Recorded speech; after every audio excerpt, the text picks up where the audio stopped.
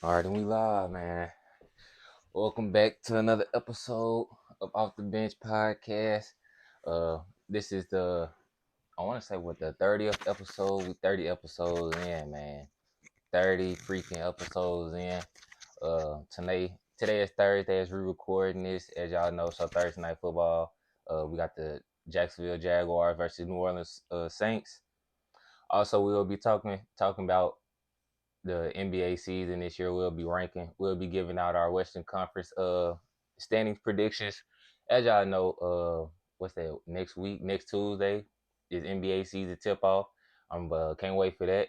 So we just gonna go ahead and get right into it because I know this is gonna be a interesting episode.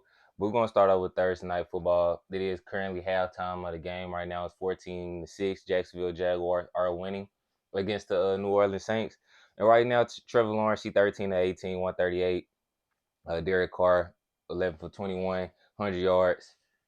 So what you think of the game right now? Like, My fault. Before I go that, man, y'all keep on liking and subbing. I thought you were going to log on the intro. Man, y'all keep liking, keep subscribing.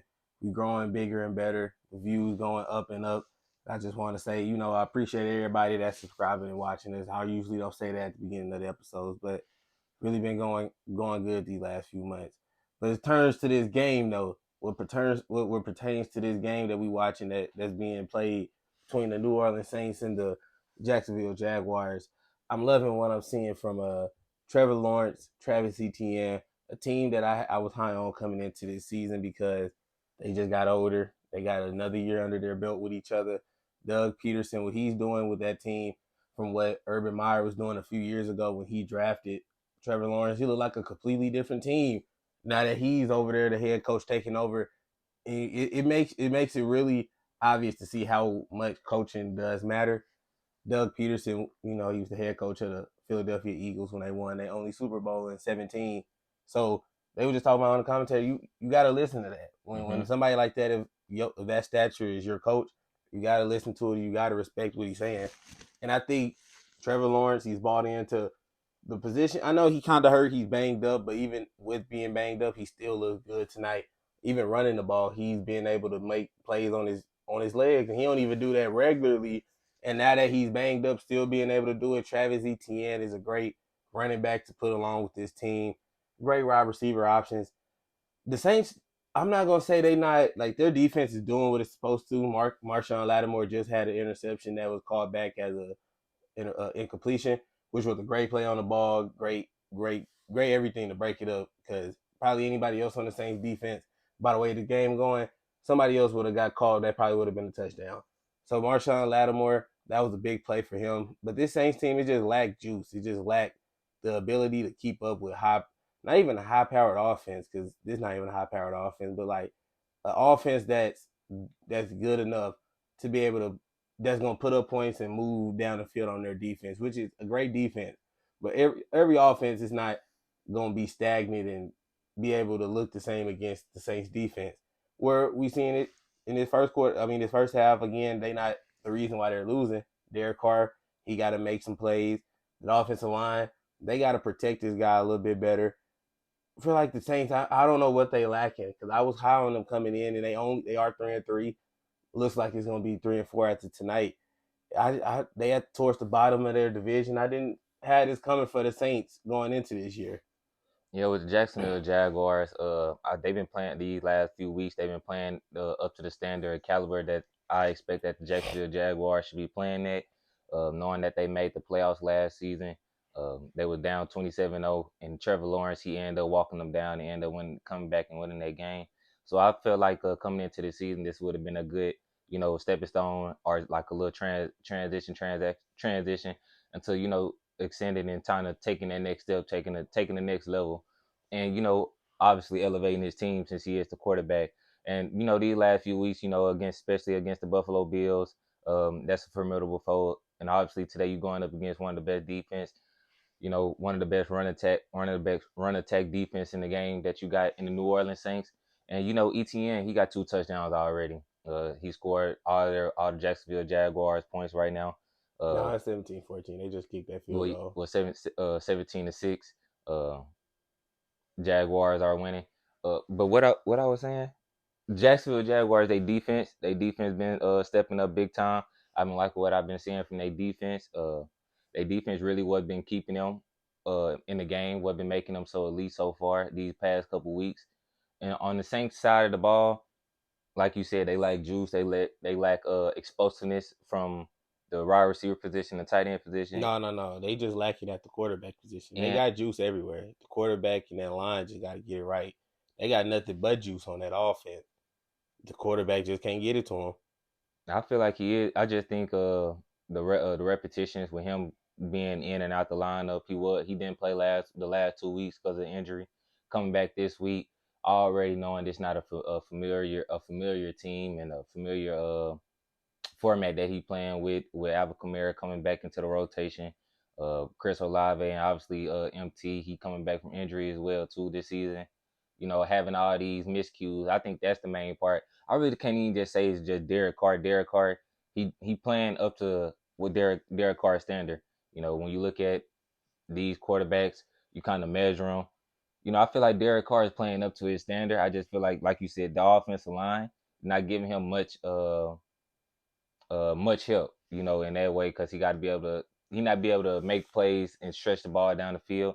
Especially this game, it's been a lot of check downs to Alvin Kamara, a lot of check downs to CO, a lot of check down, a lot of fade routes to MT, like 10-yard fade routes that haven't been, being able to be complete. I just think these wide receivers also, they not creating separation. So I just can't put it all on just Derek Carr. See, I disagree because I feel like if he was playing better than his normal standard, he just ain't never been a guy to keep plays going along. But they had a quarterback. That team that offense got some weapons. Rashid Shaheed, we didn't even mention him yet.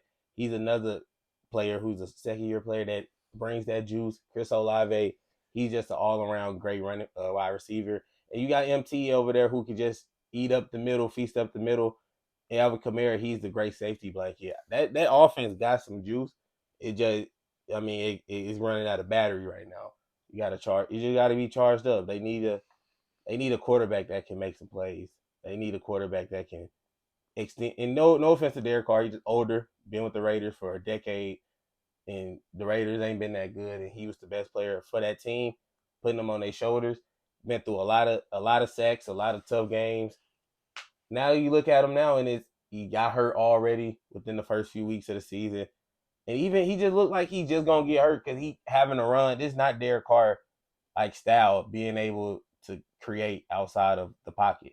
He's a good pocket passer, but when you start asking him to run outside the pocket and scramble and you don't supposed to ask Derek Carr to do that.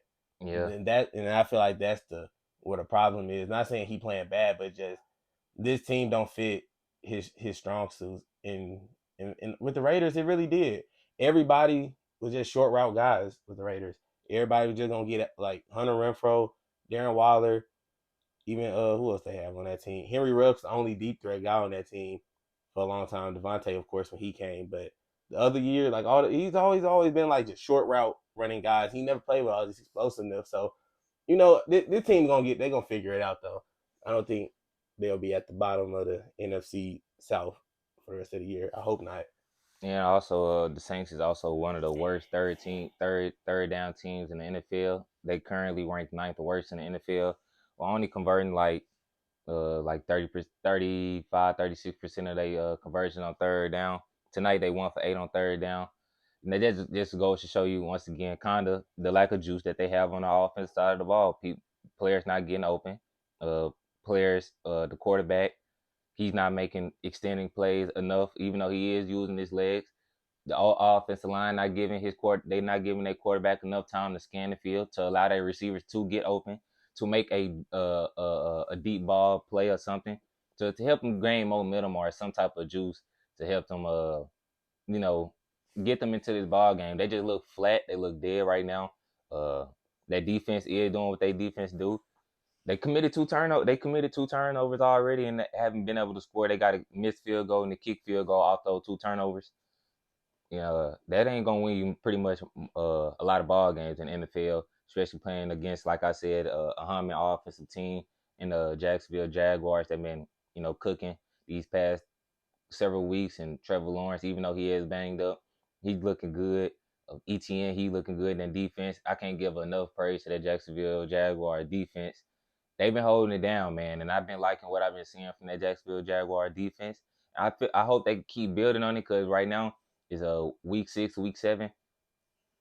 Well, this is the point where I feel like teams need to start, you know, trying to. I can't going over that cliff, trying to start turn it on. If they already have it, turn it on because it's finna start getting nitty gritty. You can really find out who these teams really are now. And this the part of the season that I like. First 6-7 weeks, that's like the tester because it is 17 long weeks of football, which it is kind of crazy to say that we 6 weeks in and we only a third way through, so we got two more. Well, we got a fourth to go type shit. And that's a lot of football left to watch.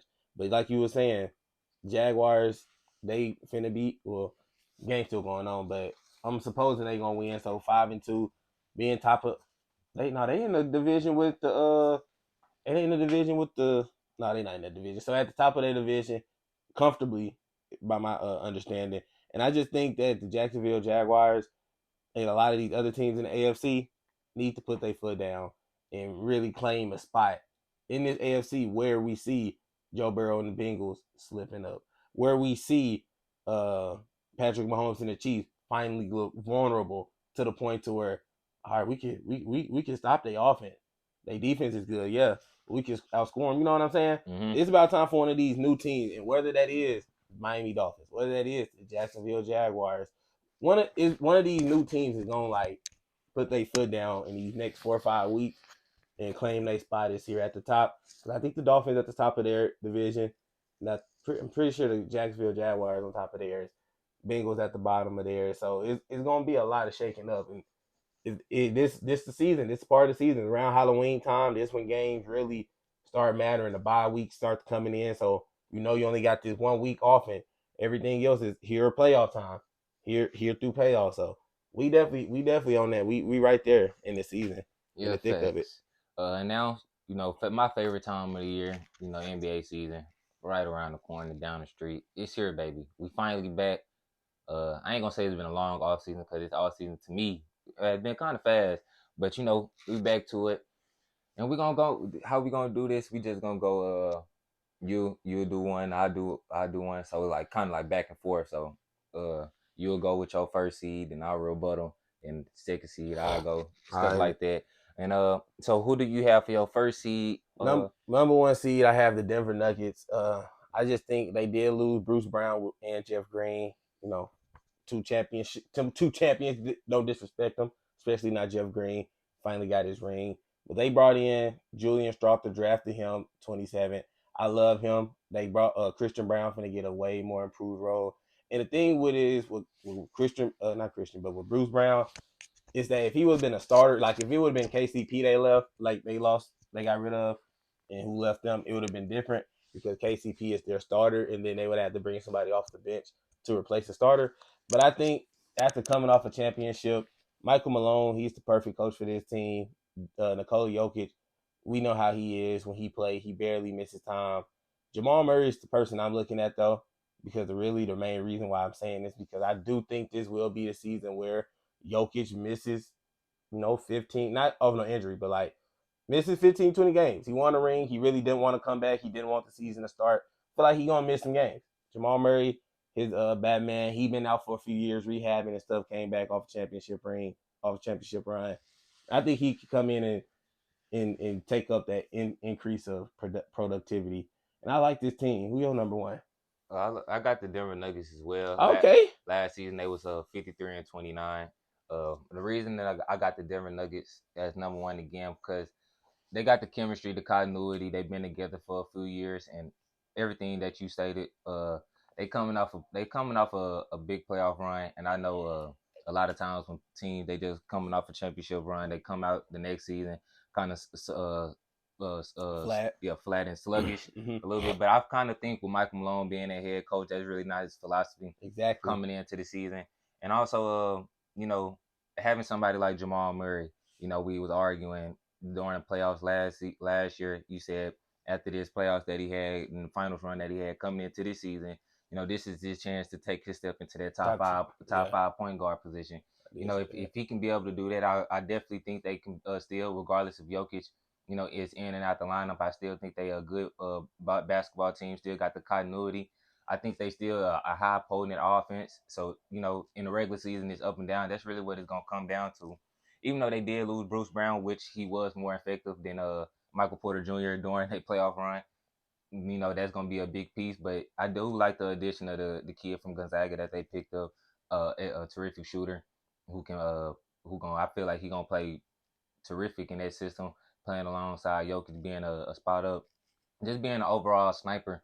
You know, yeah, so that's who I got as my number one seed, man, the Denver Nuggets.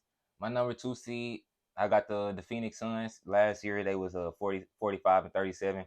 I just think with the addition of Bradley Beal, somebody who can be able to square at all three levels, who can put pressure on the rim, who can shoot the three ball, get to the free throw line, do all these different things on the offensive side of the ball. You know, especially when you got somebody who averaged 23 points a game, who averaged 30 twice in this league, who's been an All NBA player, and somebody to the current roster that the Phoenix Suns had, what already had Devin Booker and KD.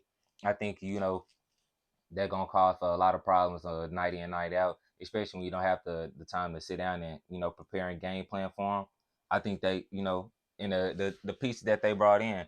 You know, last season weaknesses for the Phoenix Suns was getting to the line. They only shot average about 16 free putting throws. over pressure on the rim. Yeah, 16 free throws per game. You know, the 3 point spacing as well. That we did have Landry Shamet, Chris Paul, and all these different guys. 3 point spacing, we only attempted 22 threes a game.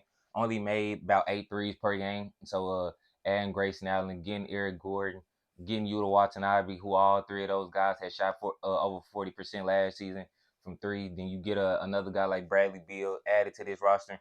And I think the production outside of Book and KD was the main problem too last year. You only had one player outside of booking Katie to average 10 plus points, and that was DeAndre Ayton. Mm-hmm. So you bring in the guys I just named. You know they fill all those holes that we was missing, all the questions that you know in my eyes, you know they check all those boxes into to me. And once again, it is the regular season. Once you got like a high potent offense, it's gonna be hard to stop you in the regular season when you don't have time to sit down and you know yeah and For sure. scheme. That sums up everything basically. My philosophy was basically the same was his.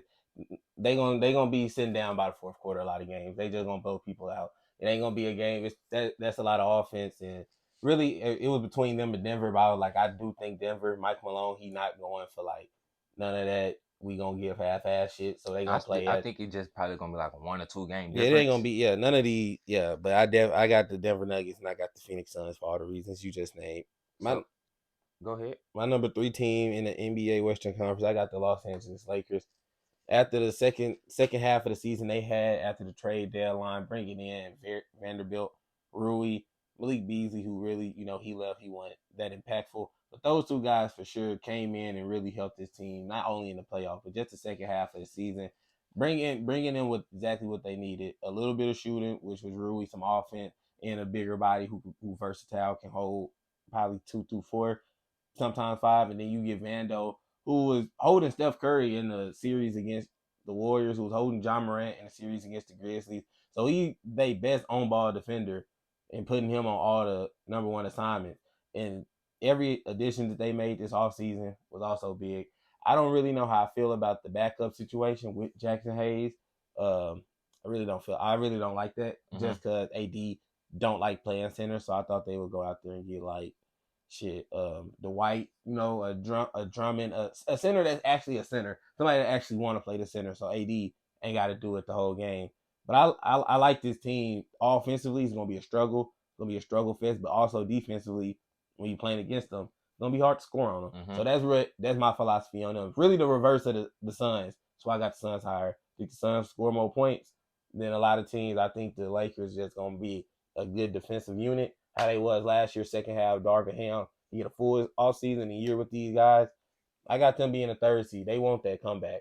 I respect it, but I would have to disagree with you on that one. My third seed would have to be the Sacramento Kings again. They was the third seed last year. They had a 48-34 record. One of the reasons why I say that I could see them having kind of replicating the season that they had last season was They one of the best offensive teams in the league. They was the best offensive team in the league, averaging 120 points per game. Uh, they got youth, length, and I think the regular season kind of fits their play style. They trying to get up and down. They got them young legs.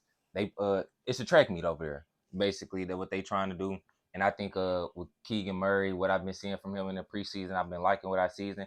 I think uh why they didn't make a lot of major moves this offseason, which I feel like they should have, at least try to go after at least one more wing, a Kelly Oubre or somebody like that. But they went all in on Keegan Murray. Okay, we believe in Keegan Murray, and I think what he's showing me, and like in the signs, I know it's just preseason. I'm not looking at the wins and losses. I'm just seeing like in the preseason, what I look at, since I am like a basketball hoop head, I just look at what they worked on in the summer and see if it did it work. Certain players, see what they worked on, see what they improved on, and I think Keegan Murray, him being able to get to the basket and knock down shots, and also having that experience being a second year player now, I think you'll be able to see a tremendous leap from him. You also got four guys on the team that average 15 plus, not including Monk and Murray. So that's four guys right there, and I think Monk and Murray, those are two guys who can also average 15 plus. I just think they're a deep team. I think they're a young team. In the regular season, just suits what they trying to do. Uh, so I got them. I got them as my number three. Oh, man, as my number three. I'll talk about them when I get to them.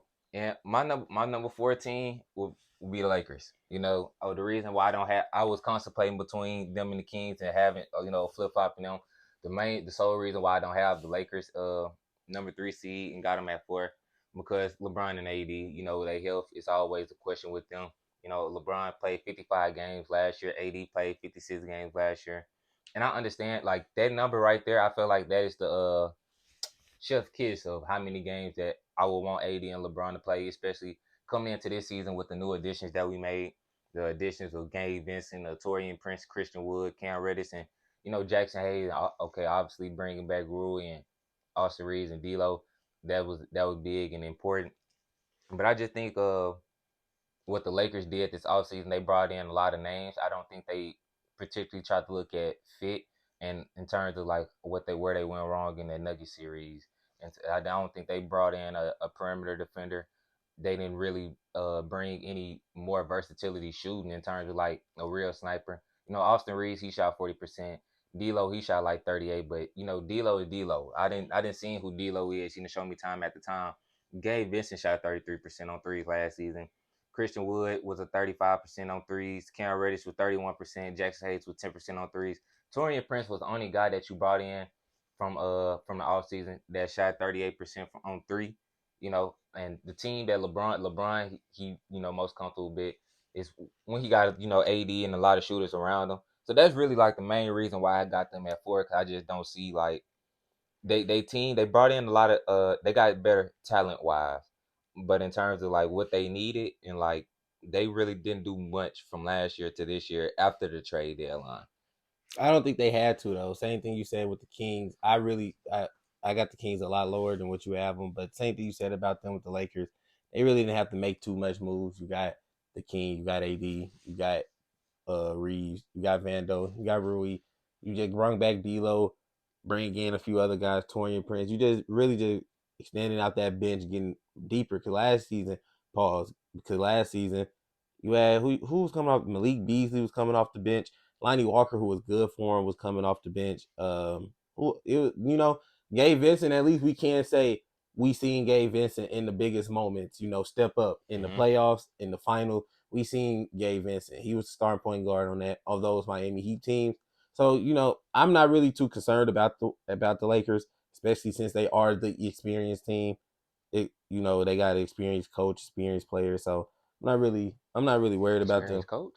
Darvin Ham, I'm not as a coach, but I think he's experienced in basketball. He been coaching for a minute though. He was an assistant coach for like what 12 years, so he's an experienced coach. Number 4 seed, I got the Clippers. I think this season the Clippers are going to shut a lot of people up. They went 44-38 last year, 5 game, and they was the fifth seed, Mm-hmm. and that was off of Kawhi and Paul George, still not really playing that many games. And I just feel like if they could just play 70, which that's probably a lot to ask for them guys at this point, maybe. But I just think what Ty Lue been saying going into this year, that's why I'm really buying into him. Ty Lue told them like we got to take the regular season more serious. We can't be doing the same thing every year. All this load management, which I'm pretty sure they still are, but I don't think we'll see it at the severity that we was seeing it before, Mm-hmm. where every day it felt like Kawhi or Paul George. If one was gonna play, the other one was gonna sit out, and when the other one come back, the other one was gonna get hurt. It just felt like that, especially like the last few years. But now I think with them both coming in fully healthy, we don't know about no injuries right now, so I'm saying fully healthy. Paul George got off his injury last year, so did Kawhi. Terrence, man, I like Terrence, man. I like what he become, the player he became. He really grew as a player. I didn't expect him to be this good. I really didn't like him, his play style coming into the league. He really is a good player. They still got Zubac, who I think is a great center for that team to do everything they need. And if and this is a little projection, but to my knowledge, they getting James Harden. And I don't think James Harden just put them over the top. But I do think with the wings that they got over there, with the defense, with the versatility, I do think adding a guy like Harden on a team like that, whereas a team like the 76ers probably will help them more. I just think they're gonna be more locked in this season though. Yeah, I respect that. I respect that. But my number five will have to be the Timberwolves.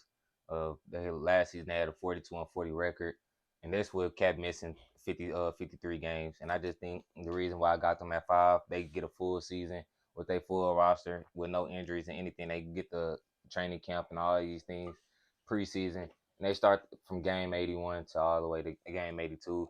Uh, I also think Anthony Edwards, this is the year that a lot of people that Anthony Edwards is gonna start wake people up and start to realize Anthony Edwards that dude in coming in the near future. You know, when they talk about these Lucas and the Zions, the Jason Tatums and all of those things, Anthony Edwards, I think this is gonna be the year that he, his name start buzzing in those categories. His name is, in the woodwork, even though it might be a little bit blasphemy to say like he one of the best players, a top five player in the league, top six player in the league. I think he will make that type of jump where how the internet and media is. They're gonna start to run with anything, especially him being a young player. I think that's what I'm banking on. I also they got potential to be very good defensively. They was a top 10 defense last year, and once again, this including with Cat missing 53 games. D'Lo, he was there at the beginning of the season, so they didn't have the roster that they had after the trade deadline. So I think them having that full season now, where everybody know their roles, everybody getting acclimated, get comfortable. I think they got a very bright future over there. They also young. They got a lot of length over there. They got a stud in Anthony Edwards. They also got an all-star caliber player in Karl Anthony Towns. I think this is the season where they don't put it all together, but you can start seeing the vision what they got going on with the Timberwolves. It's about time. So I got them as my fifth seed, man. It's about time T was. Cat been there for too long. My fifth seed, I got to go to State Warriors. Last year was an anomaly. We finished as the sixth seed, winning little to no away games, little to zero, literally as close to zero as possible. Like four road games in total we won last year. One of the best home teams. I feel like that's always been the staple of the Golden State Warriors since Oracle Arena. I feel like this year we're not gonna lose 80% of our away games. If we just win 6 of those games, we the 3 seed going into the playoffs last year instead of the 6, which that makes a big difference. I definitely see us winning probably I'd say about 54, 55 games, 7 more games than last year. Probably just getting that road record up a little bit more. Steph coming back. Steph is looking like a demon. He ain't slowing down a bit, and I'm loving it. Klay Thompson in preseason has been scaring me, spooking me. Draymond Green gonna miss about the first few weeks, but I think once they all come back, once Draymond, Klay, Steph, and they all play Wiggins, Looney, that starting five. Once they playing, I know we got a chance to win that game, and very, very, very, very good chance of winning that game. So it really, to me, it just come down to those road games that, again, I just think last year was an anomaly. Just everything that happened, we won the championship. The punch happened, and then we couldn't win on the road. It just an anomaly season for the Warriors. I don't think it'll happen again. Even if we're 500 on the road and lose a few more games at home, that's still 6, 7 more wins added in a tough Western Conference. Every win matters. So I definitely think we can be a 5 seed this year. Trace Jackson Davis. I'm liking what I'm seeing from Dario. So I'm liking what I'm seeing from our bench guys. Like I said, our starters locked. Nobody getting moved out or in. I'm liking what I'm seeing from our bench guys. Dario Saric, thought he would be a liability. He was actually looking good, playmaking, making backdoor bounce passes on the money. I'm like, okay, making threes, getting to the line. Okay, Dario Saric, you can play. Trace Jackson Davis, rookie we picked up, you can play. Baby Sabonis, that's what I call him. Not as big as Sabonis, but play exactly like Sabonis.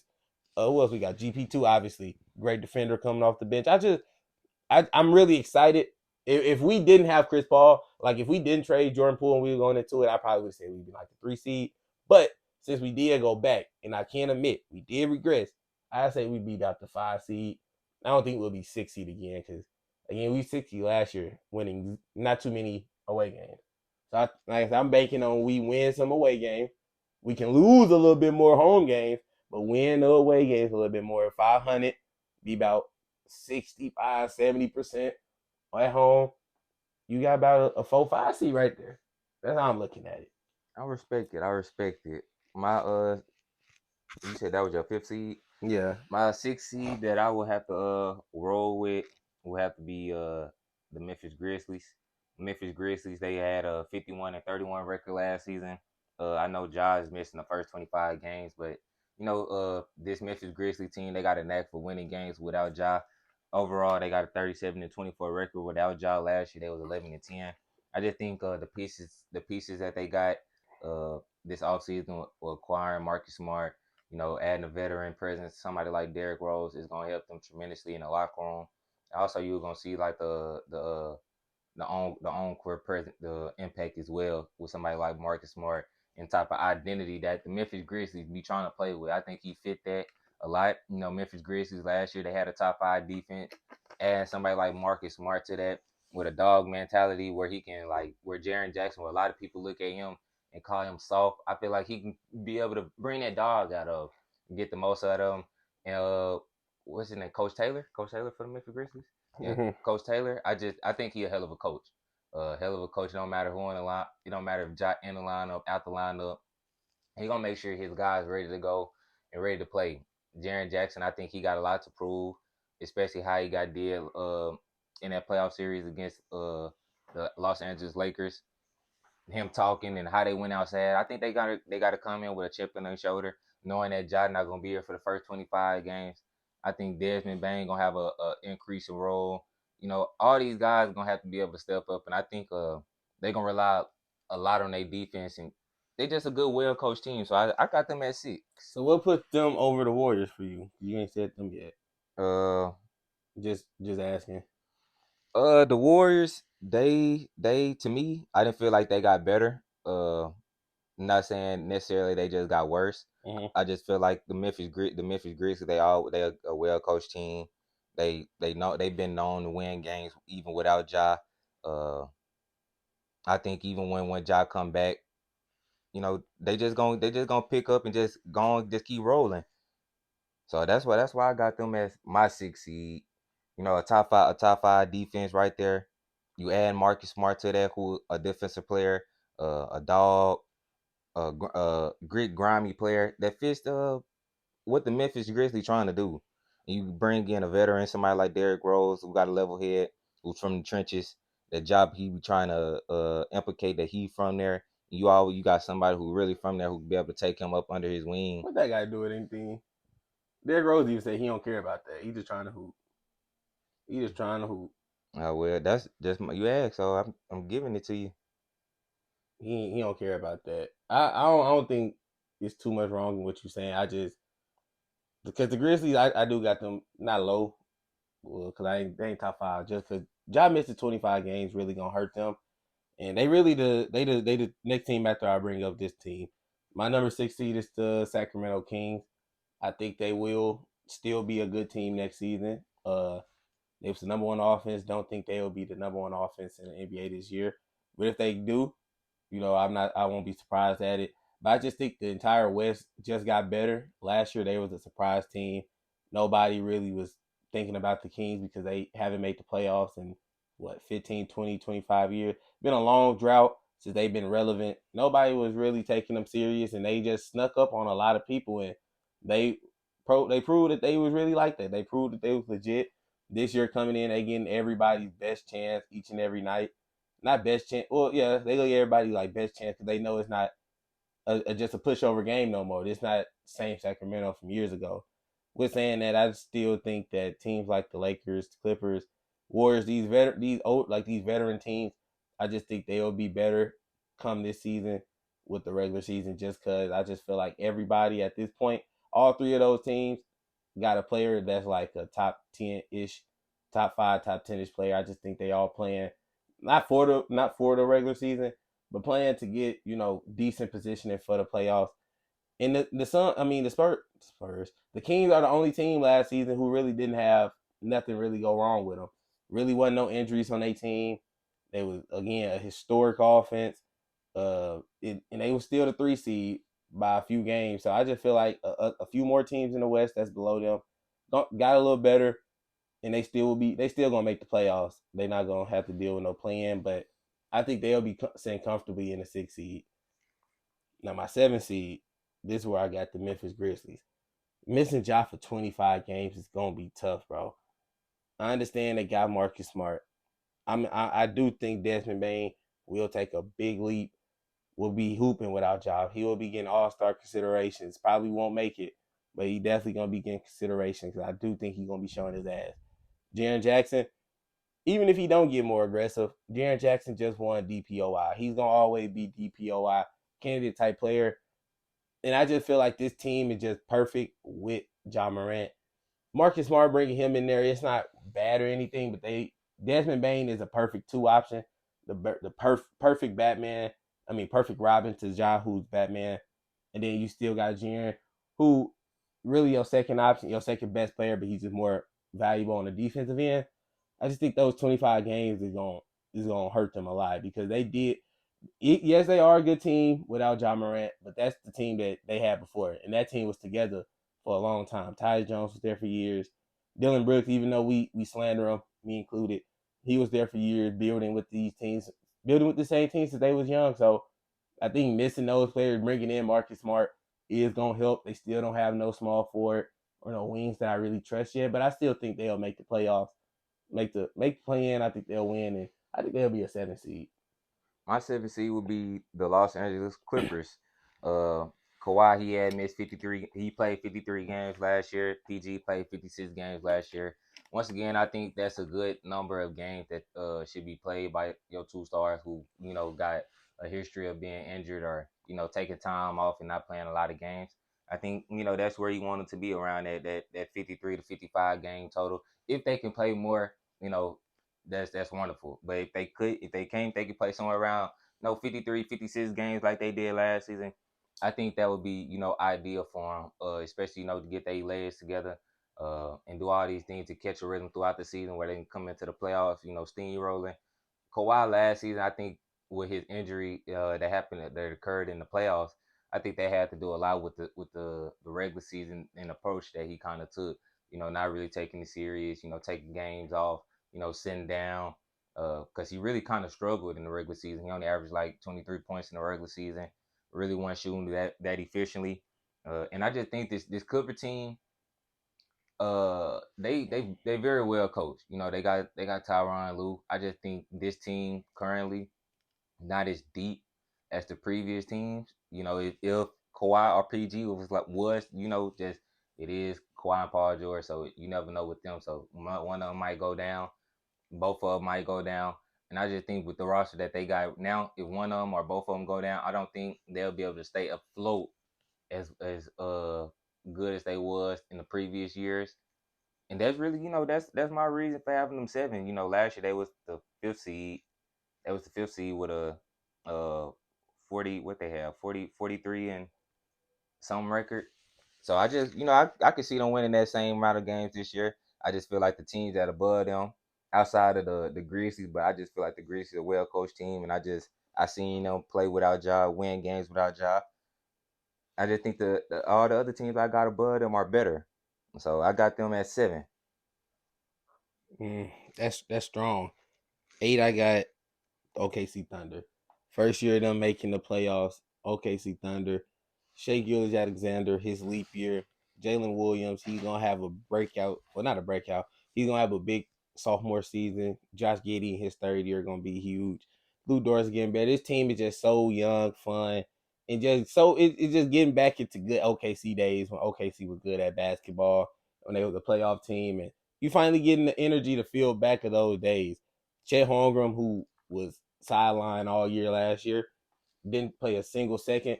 They still was a 10 seed. They still made the play in, which was even surprising for me because I didn't even think they'd be that good without them. Bringing them in, that's at least, in just my logic of it, that's 6-7 wins. He didn't play for 82. That's 6-7 wins.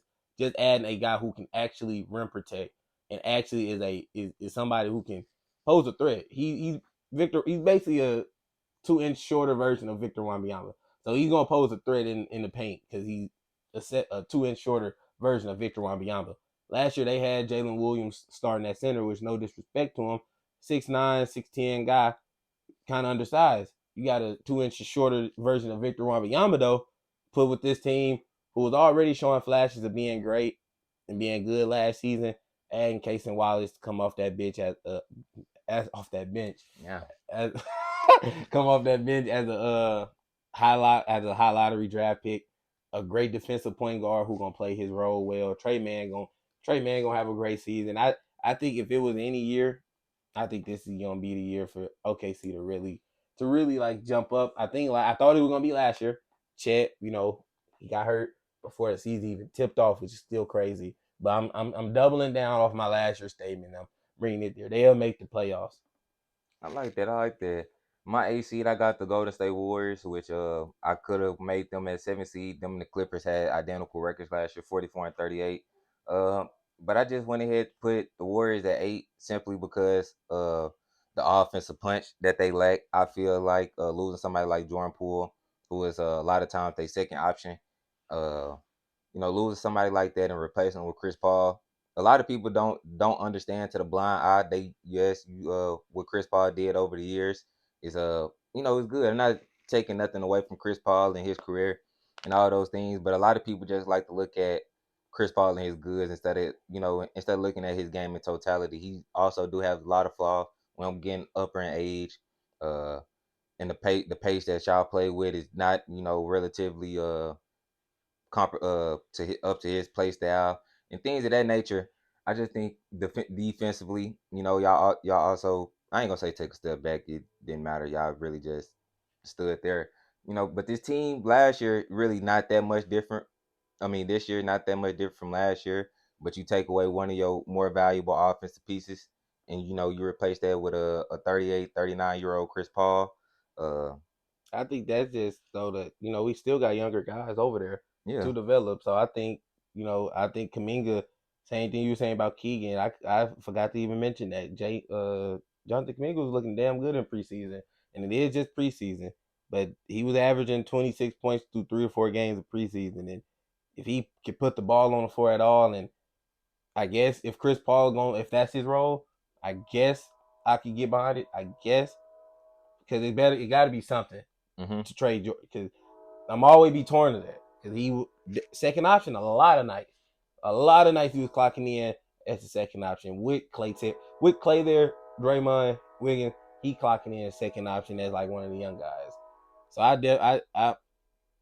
just hope Kaminga can blossom into something because Chris Paul trade in 5-10 years. We'll talk about the Warriors dynasty, and if this fucks it up, bro, Chris Paul is gonna be tarnished. His legacy, everything. If this the end of it, trading Jordan Poole for an aging guy, that's gonna be the end. how you feel with watching Jordan Poole just put up 40? I wasn't hating. I loved it. I loved it. That's my guy. That's still my guy. That's still Kid Splash. You cannot have the Splash without the Pool. We wouldn't have won the championship without him. There's no hate towards that man at all in my heart.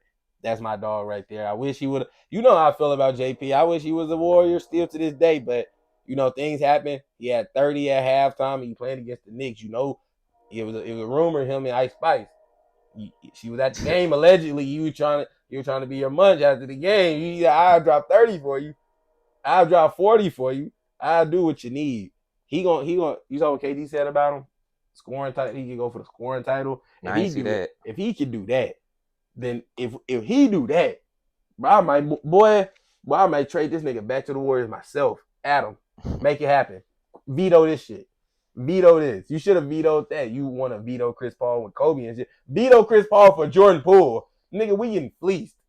Well, yeah. We somebody losing right And here. also, I want to say with Draymond missing the first couple weeks of the season, that also would be crucial too. Because like you look at the Denver Nuggets, the Lakers, the Suns, the Warriors, like all these, the teams that we look at that got a lot of stars.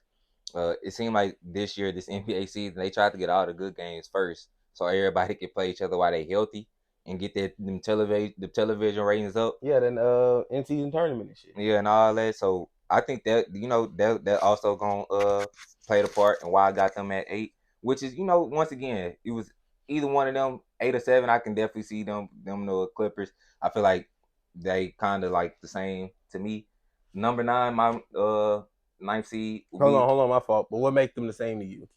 uh I just think what the Warriors' strengths are is not what the Clippers' strengths are, but they the same but differently. Like like they strengths are different, but they're the same. In terms of like So what's the Clippers strength? the Clippers' strength, cause they don't have shooting. They have scoring ability. They got Kawhi and PG, and that's a lot. Then you got Steph Curry, that's a lot. You still got Clay. You still got that starting five. That's what's going in y'all favor. One of the best starting fives, probably the best starting five in the NBA. Uh, the Clippers, they got Kawhi and PG. I don't think they got too much more after that. But But that's what I'm thinking though, because Memphis losing Josh for 25 games. yeah. That's those two are the top 5 starting fives in the league. And again, fuck the Clippers. I don't care about them. I'm really just going back because I really want to sell you on the Warriors. Fuck the Clippers. Oh, you ain't selling me on that. What? You ain't selling me on Bro, that. we was trash last year on the road. Yeah. And we was still the 6th. Everything went wrong. Everything went wrong, and we finished the 6th seed on a year where everything went wrong. And we was the 6th seed. If things could just go right, you can't sniff 4. I'm just saying. I don't think so. Damn. I say if the highest will probably be the 6th 5? seed. Damn. We can't. I don't, 5 and 6 kind to be like a game. You don't think we can get that tiebreaker? Come on now, we can get a I tiebreaker. don't know, cause Shit, y'all we don't ain't have giving y'all ain't us got y'all, nothing. it just bro y'all don't have y'all like so much juice offensively. Like if Steph don't get it going, like if Steph don't average like 30, 32 points this season, which he probably not gonna do, he probably gonna average like 29, close to 30. Because that is Steph Curry, a top 2 player in the NBA in my eyes, top 3 Shit, player at the very least. the GOAT for me. That's all y'all really got. I'm not saying I don't trust Iggy. I mean not Iggy. Andrew Wiggins. Offensively, I don't really trust him. He too inconsistent. His game is too reliant on step back jumpers. Yeah, that's always been Wiggins' game. It is, but that's why. And now he getting an increased role because that's y'all second option now, I don't think he solidified. getting. I don't think he getting an increased role. I think he gonna have the same role he had last year. But that's y'all second option. Nah, I think we gonna play the exact same way we played last year, where it's Steph, Clay, Wiggs, Drake. Exactly how the starting lineup go. That's how the options is. Steph, Clay, Wiggs, Dre, Loon. That's who's gonna be taking the most amount of shots. Well, ain't what is he gonna make the more shots? That don't make you a second option. The No, second I option ain't. who get the most, who I ain't getting the saying most look. he. I'm saying his. I didn't never say he was second option. I'm saying he gonna be like y'all second option in terms of So that's what you production. said. So that's what you. No, no, Yeah, no. That's what production. you Yeah, said. production. I don't. I'm I not still don't talking. know about that. I don't know because Clay, he gonna shoot them bitches. Oh yeah, that's He gonna Clay gonna shoot. If he see Wiggins with 25 and Clay got 10, Clay not passing the ball no more until he get 20. that's the problem. Nah, they ain't. He gonna get the clash in them hoes, but I'm gonna sell you on the Warriors. Just don't wait. My number 9 team, Timberwolves. That's why I got the T Wolves right here. No disrespect to the T Wolves. I really do like this team. The West is just stacked. There's another team under them that I really want to put in here. I wish it was just like all around who are the top 16 teams because the West got man. Yeah, the Timberwolves. I think they are a year.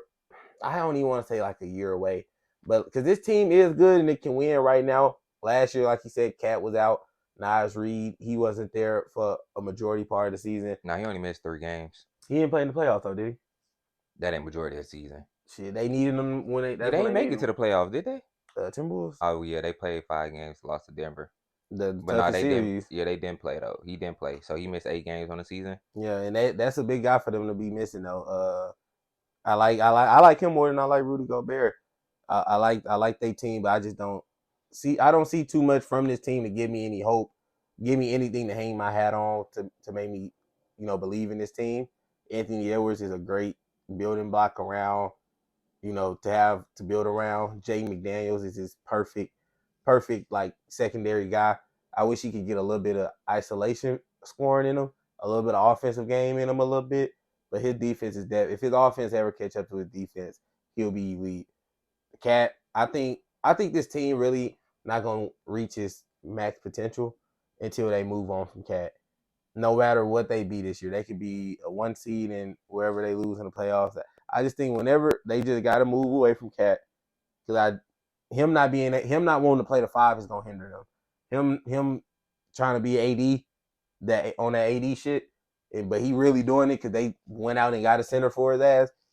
Cat, he ain't gonna be able to, keep up with the fours because that's not really a power forward position no more. It's like a small forward hybrid power forward. It's like more so the person who put the ball on the floor. It's not the same back to the basket, mid range, working that mid range area. Where if it was the 2000s, 2010s, that's that Chris Bosh shit. You can play the four all you want, but now you playing against guys who can stretch the floor out, who can put the ball on the floor at a high level, and that's the only thing that I got on this team besides Anthony Edwards.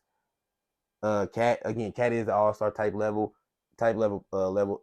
player. Defense is gonna be good, but I don't think they got enough to make it to the playoffs this year because they a team where man they just one wrong thing away, which they are all every season. It seemed like every year if one thing just go wrong for them, that's just it. So I feel like we always looking at this team just whole and perfect, which that's how you should look at every team. But the same way we look at the Clippers, somebody gonna miss time. Same way I look at teams that I rank this time. Some people gonna miss times on teams. Teams got players that gonna miss more times than other teams got the other people. I feel like the Timberwolves they gonna make it probably next year. They made it the last 2 years. I think this year the Thunder got them though. I just think the Thunder gonna take a mean leap because it's really just between them and the Thunder for me. That was the really only toss up. I think Grizzlies up, they got it, but Thunder and Grizzlies, I mean Timberwolves, you can convince yourself either one, I talk yourself into it. I got the Thunder as my number 9 seed. They was the 10th seed last year with a record of 40-42. Chet missed all the last season. Uh, SGA, he trying to take that next step. A lot of people already got him top 10 and all these things. So I guess obviously I'm looking forward to that type of ascension from SGA and actually trying to take that next level and not just producing in the box scores, but producing in win totals. They got a young, athletic, and long team where I think they got potential to be very good defensive pause. They Now got what do you mean by win totals? How many wins you think they going? You got them as nice. How many wins you got them winning? Like 40, something like that.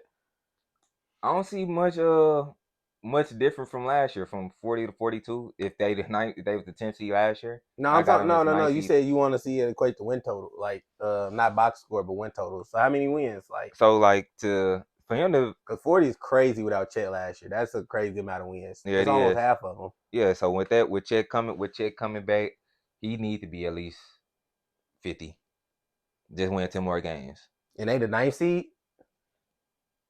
Hey, somebody got to. Hey, Shit, somebody gonna have to be ninth seed. with 50 games.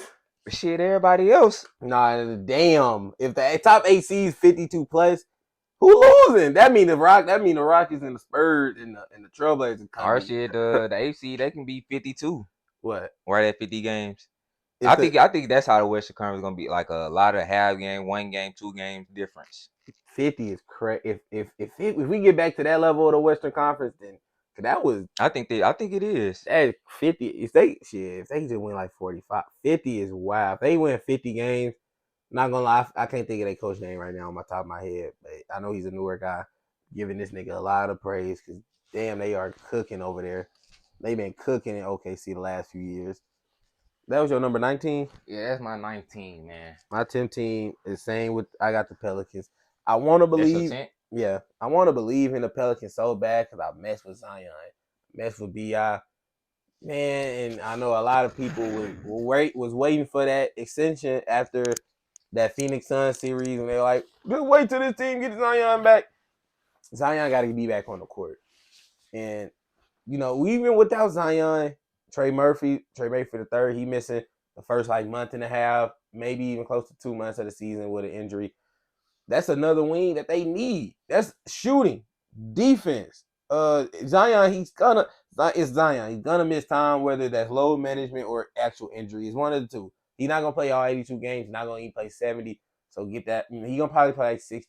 At his best ability, he'll probably strive for like 60, 65. If he can play every game, no injuries or nothing, he'll probably play 60, 65 games. That's still 15 games without him, and that's including no injuries. If nobody on their team get hurt, I just think this team kind of just stayed the same. They waiting for a lot of, but I like that though because they waiting for a lot of people to really take that lead. Dyson Daniels got the opportunity now since Trey Murphy out. Jordan Hawkins, rookie from UConn, he gonna be there knocking that mug down. He just a little undersized for right now. Who else they got? Herb Jones. He's not nothing really too much offensively. Defensively, you know what he bringing you. They need a new center, Valanciunas. I don't think he's the center to build with them. They need a new point guard. I don't think CJ the point guard to build with them. This team is stupidly young, and I just think they are like a few pieces away, including their main guy to be on the court to play with them finally for once. But I got him as a 10th seed, bro. That's crazy because I got them as the 10 seed as well. I could have, them or the Thunder, they could have been interchangeable too as well. Yeah, I ain't gonna lie. But This like list is definitely what Stephen A. say? fluid, Fluid. It yeah. definitely is. Uh, 10, the Pelicans, once the points that I got, the reason is kind of the same as yours. Zion missed 53 games last year. If Zion can be able to play, once again, those Damn. 55, I give him 60. Even though I feel like, to me, Zion young, so I'm gonna but like Kawhi, Brun, all these guys playing 60 games and 60 plus games really shouldn't like move you or benefit you in no way because like that's 80% of the season. It's only 82 games. You only miss 22 games. So if you could just play 55, at least 50 to 55 games, I feel like that's enough. So Zion can do that. You get Trey Murphy to take a lead, who averaged 14 and a half points, 4 rebounds, 41% on threes last season. And like you said, I think this is the year Bi needs to solidify itself. When I look at Bi, I look at Bi as the same level as he need to be in the same length and conversations of the Zach Levines, the Jalen Browns, the Paul Georges. Mm. Bi is in that caliber of. Zach LaVine not in that caliber. Well, yeah, he ain't. But I'm just saying, like, but when you speak, he I think he closer to Zach LaVine than the other two guys. I think he man, could take that leap to be closer to those other two guys. But from what I think he closer to Zach. And Zach can fucking ball, skilled as hell, one of the smoothest. Both of them really. They really the same player. but what's One just smaller. what I'm saying is like this is the year he need to Just take be what yeah. we need. Jalen Brown, Donovan Mitchell, Bradley Beal, guys like Bi need to be in those. Paul George, he need to be in those type of conversations. Like when we talk about those type of like those uh tier two tier two and a halves, Tier 3. yeah, tier threes. Bi need to be there, especially like one of the first names we list. Like I feel like that's especially when, like you said, that Phoenix Sun series. That was a snippet of Mm-hmm. who he can be, of what type of potential he got, what type of damn, Ceiling. ceiling he got. What all his offensive tools that he got. I also think that he also last year he didn't have the roster that with the season that he wanted. Him being in and out the lineup, Zion being in and out the lineup. Uh, but I think he did take on a playmaking role last year that I think he ascended. I think he could take that into this season and expand on that, and also just be an overall a more polished scorer this year too. So I just think Bi need to solidify himself and start like he probably the most underrated player in the NBA. Bi Bi like that, bro. Bi like that. Like very skilled, can score at all three levels. He can score out the post. He can get to the mid range, get to the foul line, shoot three, get to the rack. And also, last season he added a playmaking development to his game. I like Bi game a lot. He got a very seasoned and polished game. He just needs to be able to string up a lot of those games that he had against the Suns in the playoffs in 2021 more consistently. I just think for Bi, it's hard in his position. You got Zion, so it's not already not his team. You got all these other guys that's young who play the same position as dude, and Then they you all get got to somebody like take McCollum. and they Yeah. all got to take like they own leaps and shit. Trey Murphy, Dyson Daniels, Herb, Jordan Hawkins. Now it's just a lot of people at his position. I just think it's gonna be hard. I think the way he do step up and become a better player is on the other side of the ball. It's two sides of basketball. He could get that other side a little bit up, like be a better defender and be more so like Trey Murphy. And if Trey Murphy can work on his offensive side to be more like Brandon Ingram, that little wing combo for the future. Because I do think Trey Murphy is gonna take a step up, and I don't think Brandon Ingram is gonna take a leap, but I don't think he have to. I think what he gave the last few seasons is okay. What did he He's not average last year? 24, 6, and 6. That's perfect. That's perfect. But again, Zion wasn't there, so I just if he could just stay there and Zion he come back and just play, put up some stats, do something. Trey Murphy take a leap, offensive end, becoming more of a prolific scorer. Because the defensive side of the ball, he got it. And if Bi can take a leap, playmaking like all out of scoring, leap, playmaking, defensive, rebounding, the intangibles. I think this team, with Willie Green gonna be decent. But this season, West is so tough. It's really no slight. The last few, I feel like we're gonna have the same list because I mean, it really gets simple after that. At number 11, I got the Mavericks. Mm-hmm. Do you got the Mavericks? Mm-hmm. See, I think at that point that's when it kind of we gonna see the similarity because the bottom feeder teams are the bottom feeders. Mavericks is Luka and Kyrie, a bag of bones, and some guys playing NBA basketball. None more, none less. When I was saying like Bi need to take leap, I wasn't necessarily saying scoring wise, because I feel like he got the tools already scoring. Like I was saying, just improve. He take the steps appropriate to keep improving on what you improved on I didn't say last you season. wasn't. I was just saying that I know a lot of people say or use leap, and then a lot of people gonna say, well, he already averaged 20, 24. If I just looked up his stats, a lot of people he averaged 24, 66. I don't, if he could get to 7, 8 assists, And like 7, 8 rebounds. yeah, and a better visually a better defender, like trying and not even just locking up, but be a better team. Help Yeah, defender. be a better team defender overall. And Got I good think, size, length. yeah, I think he could get those All NBA votes. But yeah, 11, I got the Mavericks. Not too much going on with the Mavericks nowadays, except for Luka and Kyrie. Yeah, I think the rest of the rest of the teams kind of bland and like we can just I got the Mavericks too. Really not much explain. I just think they team didn't really do much improvement. They just got a lot of new names on their team, but not much more pieces that fit the actual scheme and roles and the play style that how they were trying to play. I just think I would have thought having Kyrie that Jason Kidd would at least change something, knowing that he was coming in for this full season. Try to change something offensively. Didn't do that.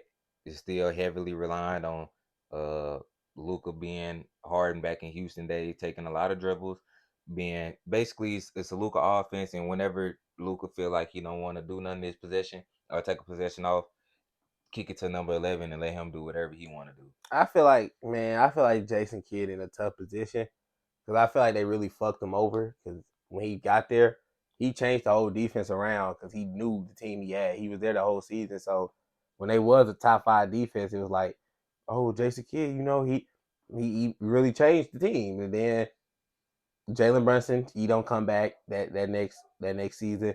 He don't come back. You trade Dinwiddie, you trade Dorian Finney-Smith. You give Kyrie and then Mark Cuban, you basically just saying, shit, figure it out. You got Luka and you got Kyrie. Now you like, all right, now I gotta go back to the drawing board. Now I gotta redo, what I had us be successful. We were just in the conference finals last year, my guy. We would have kept that team. I could have kept building with them, and we was deeper. We didn't have to, and we weren't gonna spend too much money. It would have made you way more flexible. Now they just it's a world full of shambles. Grant Williams was your big sign. That was your splash. which I do think he would have a good season with the Mavs. But the fact that that was your splash, that's your all season splurge move. I just think I like Grant Williams. I just don't like everybody else. Like Seth Curry, he good player. Don't take nothing away from him. Undersized, and he played a guard position. That's not somebody that you want to go after. Uh, they picked up. They had like their first preseason game. They had two rookies starting. Bro, they finna have is Grant Williams starting? Yeah, Grant That Williams. shit trash. I'm not gonna lie, That's what yeah, I'm 'cause they saying. do got Like, two rookies. Which they'll be decent 5 years from now. yeah, 5 years from now. And then when Kyrie probably thinking about retiring. That's what I'm saying. Like this team just it didn't they didn't all the flaws that they had last season. The front office said fuck that. We just gonna do our own thing and just do whatever we want to do. They didn't try to, and that's really how great a lot of that's how I graded a lot of these teams. That's how I was watching preseason. I have watched literally every single preseason game that had came on so far, except for the one today. Cause I was watching Thursday night football and the Suns we playing right now against the Lakers. Obviously, I'm not watching it, but that's what I seen. Like a lot of these teams that I got hired, they did everything that they checked all the boxes what I was looking for them to do.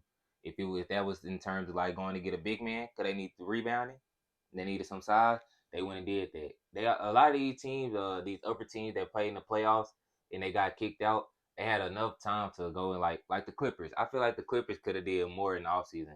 They so relying on going to get James Harden. They lost Eric Gordon, who I think Eric Gordon gonna be a big piece missing over there because That's now. crazy because when I brought him up, you didn't even give a fuck about him. When I said they got him off the No, I said he was good. I said Mason Plumlee. I said Bones, and I said Westbrook. no, because they already had who else did they pick? They picked up somebody else, and I think that's who you gave credit to. They picked up somebody else in that trade deadline. It was EG. That's what I'm saying. It was EG. just EG. I said I didn't fuck with You didn't fuck with Bones. I do remember you saying that. Plumlee, you didn't fuck with. and it was another guard position. It was somebody else that they picked up. I really don't remember though. It wasn't Westbrook though at the trade deadline. They picked him up before. Yeah, he was already on the team when they got there. Remember, he was already playing when Bones got there. When Bones first got there, Westbrook was already on the team and playing and shit. But I remember when he first got there, they played together. Powell. Norman Powell, yeah. I know it was somebody else they got. But these next few teams, yeah, at the bottom, the Rockets. My next team, but 12. I got the Rockets at 12. Yeah, say my next. I got Rockets 12, Spurs 13. I got the Trailblazers 13. Am I tripping? I mean, it's 15 teams, right? Mm-hmm. Rockets. I got the Rockets, Spurs, Trailblazers. Who your last four? Mine would be the Rockets, Trailblazers, Spurs. Then the last he would be the Jazz. I knew I would forget. I'm sure like 14. That's how ass them niggas. I showed like 14. I'm tripping. But yeah, I got so my last four: Rockets, Spurs, Trailblazers, Jazz. Quickly to go over the last four, just because Rockets, I think they the most ready out of the four teams. Yeah, especially with the offseason Yeah, that they got, and I coaches. feel like they got a better. It's outside of Pop, they got a better coaches than the other 14. Yeah, and shit, he took it from Pop. He took the sauce. Next team we do got Spurs. I got Spurs with Pop. Wemby, I think Wemby can turn this defense into like a top 15, and that would be a big jump for the Spurs. He gonna sell out a lot of arenas, and they gonna be good to watch sometimes because he is a cheat code. 14, we got the Trailblazers. I ain't really, I ain't low on them, but again, the West is tough. Y'all them in the East probably could have made the play in if we gonna be real with you, Portland. Scoop gonna be nice. Anthony, in a few years, in due time, team gonna be nice. 15th, last team. Gotta go with the Jazz, man. I love the all season they had, the rookies they picked up. No guards, no point guards. Where the point guard? Yeah. Well, where the point guard? When you lost Mike Conley, that's when you start losing. You start actively tanking. You still didn't draft a point guard. Keontae, I love him. He's a shooting guard. He could probably play a little pseudo sometime, but he's a shooting guard. So my 1 through 15, I got Nuggets, Suns, Lakers, Clippers, Warriors, Kings, Grizzlies, and Thunder. And then 9 through 15, I got Timberwolves, Pelicans, Mavericks, Rockets, Spurs, Trailblazers, Jazz. And me, I got the Nuggets, Suns, Kings, Lakers, Timberwolves, Grizzlies, Clippers, Warriors, Thunder, Pels, and 10 through 15, we got the same. I was thinking, what you think we should do? Cause we record Sunday. And you know the game is Tuesday. I was thinking about because I know we need to do the Easter Conference predictions, but I also on Sunday I want to do uh like a game review because you know the two games come on, and I want to be able to talk about those. I don't know. We'll figure it out. Cause I don't even know what you really talking about right now. Like, should we put those in the same video? I guess we'll figure it out. We'll figure it out. But man, y'all go ahead. Y'all still watching this, man? Like, comment, subscribe once again. Follow us on all social media platforms, man. And like you said, beginning of the video, man, y'all been doing a good job hitting that like button, hitting that follow button on all social Instagram. We almost at 1,500, trying to get to 2K before this year is over with. So y'all go follow us on Instagram at We Off the Bench. All together, We Off the Bench. All together, no spaces, no anything. You can find us on Instagram right there where we post some of our YouTube shorts and clips there on Instagram, also on TikTok as well. We Off the Bench. You can find us there. In our full lengthy episodes and everything that you can find us on that are visual, you can see us on right now on YouTube. We Off the Bench as well. Just hit that, just type that in your search bar. We Off the Bench. You should see two black dudes pop up. Me and my brother. Hit that subscribe button, man. You know you got two young kings trying to make a way. You know, when we coming, man, we grinding, staying hungry. You got anything before we get out of here? Man, let's get out of here. Man, then let's conclude episode 30, man. And we out.